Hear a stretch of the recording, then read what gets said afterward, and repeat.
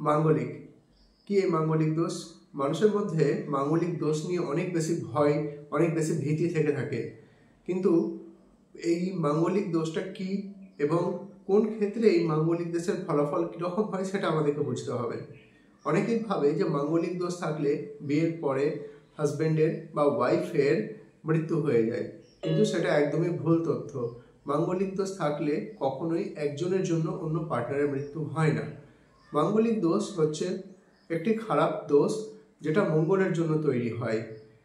জন্মছকে টোটাল 12টা ঘরের মধ্যে, যেটা আপনারা এখন স্ক্রিনে দেখতে পাচ্ছেন, জন্মছকে টোটাল 12টা ঘরের মধ্যে যদি 12 নম্বর ঘর, 1 নম্বর ঘর, 4 নম্বর, 7 নম্বর এবং 8 নম্বর ঘরে মঙ্গল বসে থাকে, তাহলে সেই ক্ষেত্রে মাঙ্গলিক তৈরি হয়।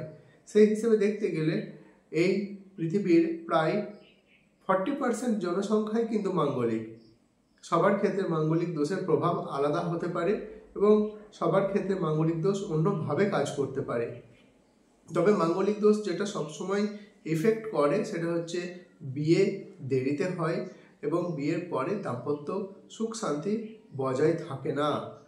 তাই সেই ক্ষেত্রে বিয়ের আগে মাঙ্গলিক দোষ কাটিয়ে বিয়ে করাটা অবশ্যই দরকার। আর এই মাঙ্গলিক দোষের যেই পজিশনগুলো আপনি দেখতে পাচ্ছেন মঙ্গলের, সেই পজিশন হিসেবে মাঙ্গলিক দোষ দেখা হয়। মাঙ্গলিক দোষের ফলে জাতক বা জাতিকার মাথা অনেক সময় খুব গরম থাকে, মেজাজ গরম থাকে। বিশেষ করে মঙ্গলের পজিশন যদি 12th house, 1st house, 7th house এবং 8th হাউসে হয়, তাহলে সেই ক্ষেত্রে কিন্তু মাঙ্গলিক দোষ বা মঙ্গলের এই দোষের ফলে, মঙ্গলের এই পজিশনের ফলে কিন্তু জাতক জাতিকার মাথা প্রচণ্ড গরম থাকে, খুব অ্যাগ্রেসিভ নেচারের হয়। মাঙ্গলিক দোষ থাকলেই বিশেষ করে রিলেশনশিপে প্রবলেম তৈরি হয়। কোনো লাভ রিলেশনশিপে পার্টনারের সঙ্গে সম্পর্ক কন্টিনিউ বজায় থাকে না, বা সম্পর্ক চলাকালীন সেপারেশন হওয়ার চান্স, ব্রেকআপ হওয়ার চান্স কিন্তু লক্ষ্য করা যায়। সেই ক্ষেত্রে বুঝতে হবে একজনের মাঙ্গলিক দোষ আছে। আপনার জন্মছকে মাঙ্গলিক দোষ আছে কি না সেটা জানার জন্য এবং যদি থেকে থাকে সেটাকে কি করে আপনি প্রতিকার করাতে পারবেন সেটা জানার জন্য আপনি আমার সঙ্গে অ্যাস্ট্রো পিয়ুষ চ্যানেলে ফলো করুন, সাবস্ক্রাইব করুন, অথবা আপনি নিচে দেওয়া নাম্বারে আমার সঙ্গে ডাইরেক্ট হোয়াটসঅ্যাপে কানেক্ট করতে পারেন।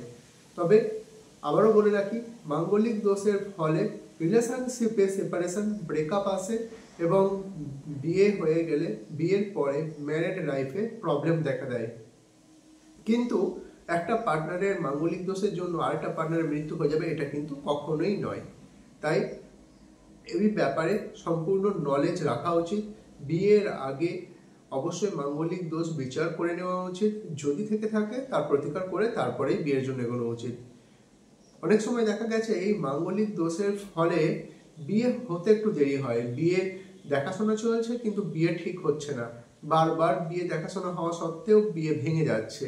সেই ক্ষেত্রে মাঙ্গলিক দোষ একটি খারাপ প্রভাব দিয়ে থাকে। মাঙ্গলিক দোষের মতো আরও অনেক দোষ আছে যেগুলো আপনি আমার পরবর্তী ভিডিওতে জানতে পারবেন। তাই অবশ্যই চ্যানেলটাকে ফলো করুন, সাবস্ক্রাইব করুন।